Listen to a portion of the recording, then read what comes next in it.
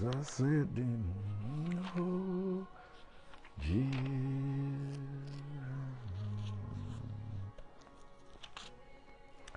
Praise God, hallelujah. Thank you. I want to welcome you to my page as I'm going to share something briefly about what we mean when we talk about breaking free. What does it mean to break free? What is BFMI? What is Break Free Ministries International? Saka ndichada kuti nditsanangure zviri clear muchishona mururimi rwamai ndisingataure to our wider audience. I know we are going to have our evening service starting at 6 p.m. But and that service we are going to record it live. So we'll be live in this room where I'm going to be sharing on the person of Jesus Christ, the divinity of our Lord Jesus Christ. So 6 p.m. Winnipeg time, I will be talking about who is this Jesus, his divinity. Yeah, some people, they call him maybe a good person. Some people, they call him maybe a miracle worker. Just tune in at 6 p.m. I'll be talking about this, this topic. But for now, this is something that I'm going to share in Shona language, in my mother tongue. I want to explain what it means to break free. And what is Break Free Ministries International all about? So our scripture reading is going to come from the book of Micah, chapter 2. Micah, chapter 2. Micah, chapter 2, verse 18. It says, "The breaker is come up before them. They have broken up and have passed through the gate and are gone out by it. And their king shall pass before them, and the Lord on the head of them." So this scripture irungotudza chete kuti the breaker kana kuti mupasanuri ndiye akapinda nepagedhi kwakuita kuti vanga vakasungwa vaya vabudemo mavanga vakasungwa muya.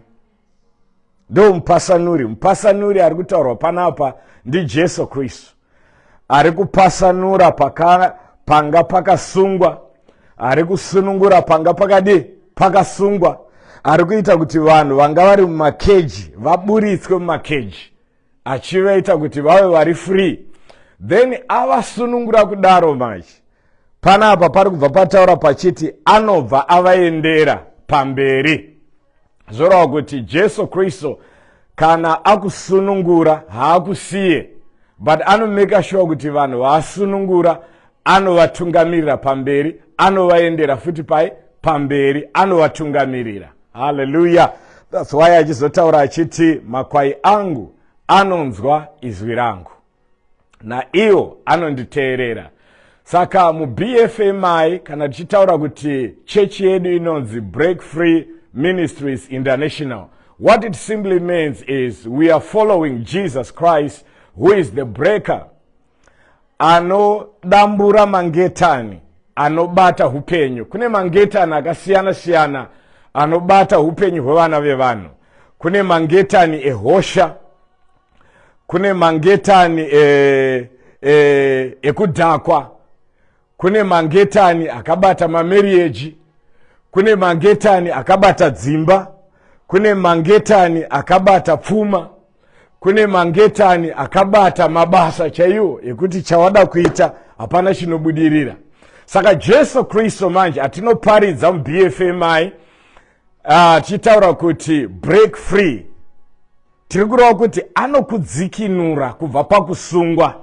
Imagine kuti Jesu Kristu ukaverenga bhuku ya 1 John anonzi iye, "For this reason was the Son of Man revealed to destroy all the works of the devil."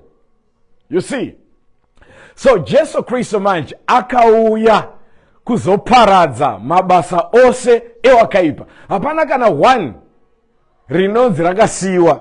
Hallelujah, I love this. So when we are talking about BFMI, when we are talking about Break Free Ministries International, tiri kutaura pamusoro pa Jesu Kristo akauya kuzoparadza mabasa ose ewakaipa.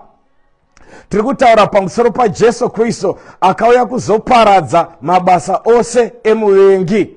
Tiri kutaura pamusoro pa Jesu Kristo akauya kuzoparadza chese chine chekuita na Satan. Satan ndiye mukuru wemadhimoni. Madhimoni anounza hosha, madhimoni anounza hurombe, madhimoni anounza kuvengana, madhimoni anounza kupesana, madhimoni anounza kuurayana. But Jesu Christ akauya kuzotipa upenyu uye wakazara. He came to destroy all the works of the devil. So in BFMI, in Break Free Ministries International, kwese kwatinondoparidza hama dzangu ndinzwe, no matter tauya kuparidza ku Mozambique, kana tauya kuparidza ku Australia, kana tauya kuparidza ku Europe, kana tauya kuparidza ku UK, kana tauya kuparidza ku America, kana tauya kuparidza ku Zambia, as I come to preach in those places, you need to know kuti I'm talking about the breaker who set people free. The Bible says, if the Son of Man sets you free, you shall be free indeed. So kana ndichiparidza pamusoro pa Jesu Kristo, mumeso angu, mupfungwa dzangu, muupenyu hwangu, ndinoona Jesu Kristo anosunungura vakasungwa. Ndinoparidza Jesu Kristo anodzikinura vakaremerwa. Ndiye anotaura achiti, huyai kwandiri, imi mose makaneta makaremerwa, ndichakupai chizororo. Saka, for me, the best message that we can give to the dying world is the message of Jesus Christ. That is the message of salvation. Saka paya patinotaura kuti salvation, in BFMI, in Break Free Ministries International, tinoparidza ruponeso. Saka ruponeso runobva paword rechiGreek rinoti sozo. Saka sozo in Greek, it simply means kudzikinurwa pazvose, kudzikinurwa your soul, your spirit and your body. Kudzikinurwa kubva kuhosha, kupiwa upenyu husingaperi, kupiwa utano. That's being made whole. Ndo ruponeso. Saka patinotaura ruponeso zvafanana nemunhu muchishona tingati gwai kana kuti mombe ikawira mugomba, panoda munhu anotorinzwira tsitsi gwai iroro kana kuti mombe iyoyo kutora to find all means possible kundoriburisa kubva pai mugomba marawira. That's salvation, and that's the message that we preach in BFMI. So when we are talking about the breaker in BFMI, we are talking about someone who can deliver you from any situation that you find yourself in. Any difficult situation that you find yourself in, you need to know that there is a breaker who goes before you. There is a breaker who is available, who is readily available to deliver you, to bring you out from that situation, from that circumstance. So that's all about BFMI. We talk about breaking free from life's difficult situations. We break free not because of our education. We break free not because of our understanding. We break free not because of our knowledge. We break free not because we have a lot of money. No, but we break free because of the grace of our Lord Jesus Christ. Anouya opatsanura so. Otsemura matombo. Otsemura keji. Otibisa mkeji. Toa wakasununguka. But kusununguka kwacho manje. Atizorambi tega anenge ainesu. The Bible says, if you read with me, Micah chapter 2 verse 13, the breaker will go before them. Zora kuti atisiye tinenge tinaye pese so patinenge tiri, I know I'm with the breaker. Even now, as I'm speaking and as you are watching me, I know I am with the breaker. He's with me. And that is Jesus Christ. He will never leave me alone. That's the same thing. My brother, my sister, if you are watching this or if you are going to watch this, you need to know that when we are talking about Break Free Ministries International, tirigureva vanhu vasunungurwa vabvuma kuti Jesu Kristu anotisunungura kubva mumasituations eupenyu. Jesu Kristu anotidzikinura kubva mumasituations anobata upenyu, anotitsimbirira, anoita kuti tisararama nemufaro. The Bible says in the book of John, if the Son of Man sets you free, you shall be free indeed. So if he sets you free, if Jesus sets you free, he will never burden you again. No more burdens. You are free, and you are free indeed. Mahari tine hupenyu, mahari tinozorora, mahari atitambudzike, mahari anotipukuta musodzi so, mahari tine tariro. We have hope. Hope for today and hope for tomorrow. Even nyika ikanzi yaguma nasi, we know that our Lord is something better. He has better plans for us. No matter we face some situations, what we know is that he has something that is better for us. Something better. His plans are not to kill us. His plans are not to destroy us, but to give us an expected life, expected end. We believe in that eschatological hope that one day we'll be together with Christ Jesus. This is the last hope that we have. Taita zvimwe zvinhu zvese pano pasi pezuva. Taita zvimwe zvinhu zvose. But we know that one day we shall be with our Lord Jesus. Forever and forever and forever and forever. Amen. So in BFMI, atitende kuti unouya muna Kristo Jesu zoramba zvakangodaro zvisingachinje. Andisani ndazviona tinotenda kuti anotisunungura.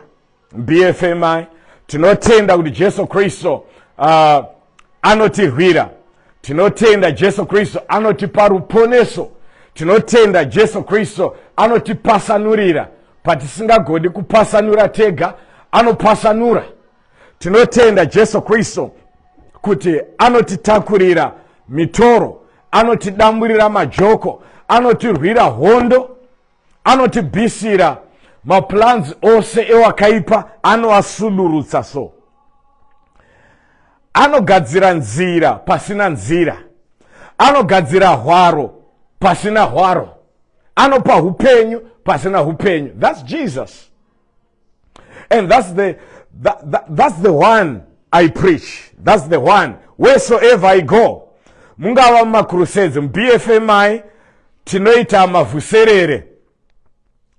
So when we are talking about Break Free Ministries International, donzo redu BFMI, tinoparidza vhangeri nesimba rokumuka kwa Jesu kubva kuakafa. Tinotenda kuti vanorwara vanopora. Tinotenda kuti vane mashavi, those who are demon possessed, those demons can be cast out and people can be delivered. That's what we believe in BFMI. Tinotenda kakare kuti vanhu vanoropafadzwa naMwari.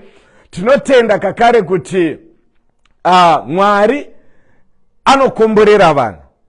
Tinoshandira Mwari nemaoko edu, we work nemaoko edu, tinoshanda nemaoko edu, tinopa zvatinazvo tichigoverana naMwari, tisingagombedzerwe, tinopa maringe nokumutswa kwataitwa naMwari, pasina kugombedzerwa namufundisi, pasina kugombedzerwa naapostle, pasina kugombedzerwa na evangelist, but nokuda kwokusundwa naMweya Mutsvene. Tichiziva kuti nepfuma yedu tinoshumira Mwari. Tinoshumira Mwari nezvatinazvo, tinoshumira Mwari nezvataropafadzwa nazvo naMwari, tinoshumira Mwari nesimba redu. Ndizvo zvatinotenda muBFMI. Tinotenda kakare kuti mukushanda nesimba atiparidze vhangeri rousimbe. Tinoparidza vhangeri kuti shanda nemaoko. shanda, save, invest, ipa, Mwari vanokusimudzira, Mwari vanokukomborera. Ndo zvatinotenda muBFMI.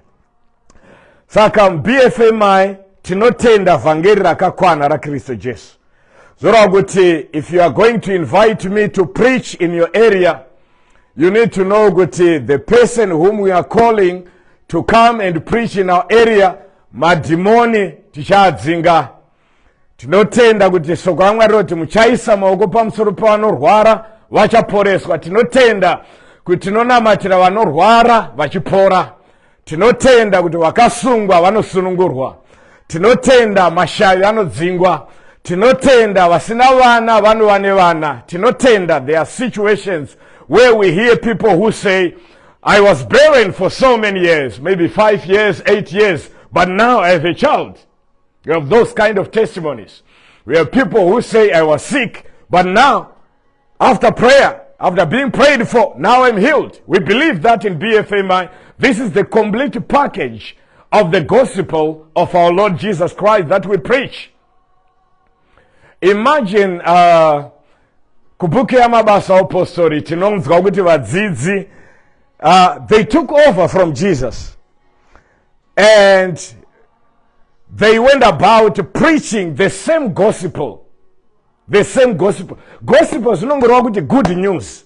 Saka haringagoni kuva good news risingandisununguri, risingandiponesi, risingandidzikini. Togoti good news papi kana ndiwo ngagoti akumana muri kunditi good news zvakadai zvakaita mamirira zvakaita muti maweni good news papi apostle ndiudzeiwo apostle Kleto ndiudzei good news dzipi ipapa.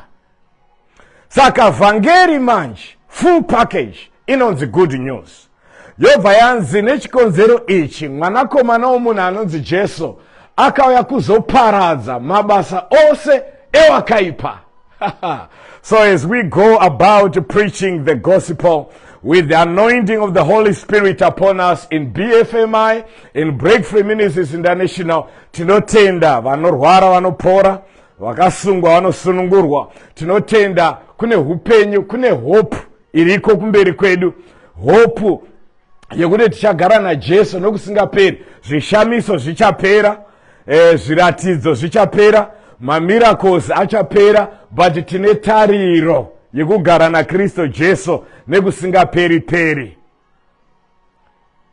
Vamwe vangandibvunza kuti ndekupi kwatichange tina Jesu. Vamwe vanoti kudenga, vamwe vanoti pano pasi, but inini, listen to me, pana Jesu ipapo ndo kudenga kwacho. Ungandibvunza kuti saka ndepi? Ungati kudenga, pano pasi kana kuti kupi. But for me, pana Jesu, nokuti ndo zvinotaura Matthew chapter 24, kuti pane mutumbi ndo pane magora. Zvoreva kuti pana Jesu ipapo ndo pandei ndiri, ndo paunenge uri ipapo. Hallelujah. There's going to be a new heaven and a new earth. Zvoreva kuti pana Jesu ipapo, that's heaven, ndo patinenge tiri ipapo. So in brief, when we are talking about Breakthrough Ministries International, tiri kutaura pamusoro pemunhu anonzi Jesu Kristu, ari munhu ari Mwari. I'm going to talk about this manheru ano paservice yedu yemadekwana anhasi, ndichitaura kuti who is this man Jesus. Saka ndichange ndichiparidza kuti Jesu Kristu uyu ndiani. Saka tinotaura about the breaker anonzi Jesu Kristu, ndo vhangeri hama dzangu. Saka if you are coming to BFMI, if you are coming to join us in BFMI, unoda kunzwisa kuti we talk about Jesus Christ. We talk about Jesus semuponesi, semupasanuri, semudzikinuri, semurwiri, semuporesi, semupiwo upenyu, semuraramisi, semunhu anotibudiririsa, semunhu anotigonera, semunhu anotinzwira tsitsi, anotinzwira nyasha. God bless you. God bless you. Amen and amen. Continue to support us. Continue to like us on our page. Continue to follow us on our Facebook page. Continue to pray for us also, so that God nyasha dzaMwari dzirambe dzinesu, tiparidze kwese kwese sekutungamirwa naMweya Mutsvene kwatinenge taitwa BFMI. Thank you. Shalom.